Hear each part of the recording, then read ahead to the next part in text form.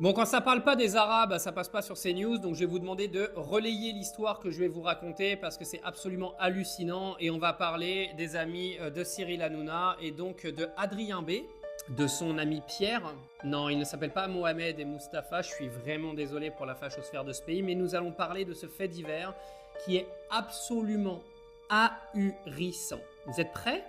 Alors avant de vous donner les détails, on va lire l'article d'Alerte Info. Donc Adrien B, 43 ans, écroué pour trafic sexuel d'enfants en Afrique avec transmission volontaire du VIH, vient d'être libéré sous contrôle judiciaire en France.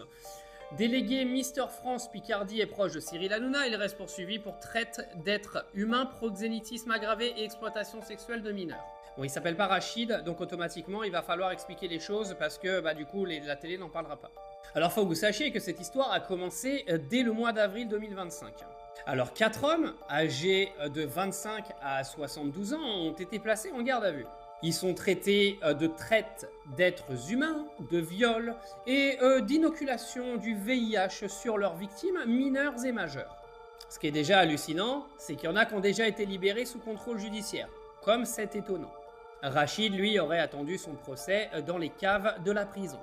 Alors, attendez, la presse régionale et des médias de proximité ont précisé que l'un des suspects est un homme d'affaires beauvaisien de 72 ans, propriétaire de plusieurs immeubles, et qu'au moins un commerce local a été visé par les investigations. Bien sûr, je viens à préciser qu'il y a la présomption d'innocence. Alors c'est bizarre parce que c'est le genre d'affaire qui n'a pas été beaucoup médiatisé.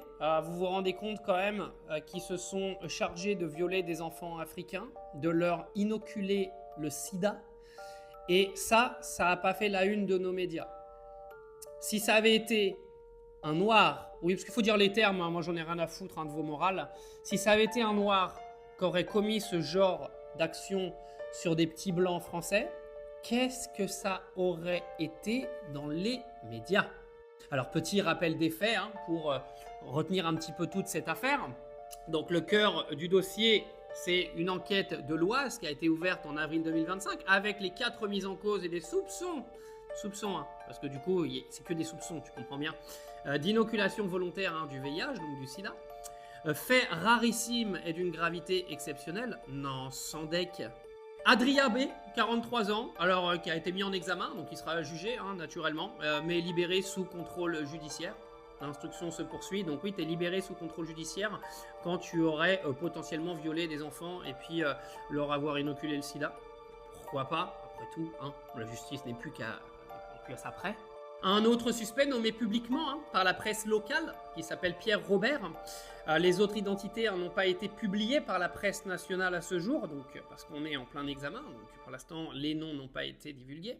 Vous inquiétez pas, il ne s'appelle pas Rachid et Mohamed. Affaire à suivre, croyez-moi, je vais vous tenir au courant.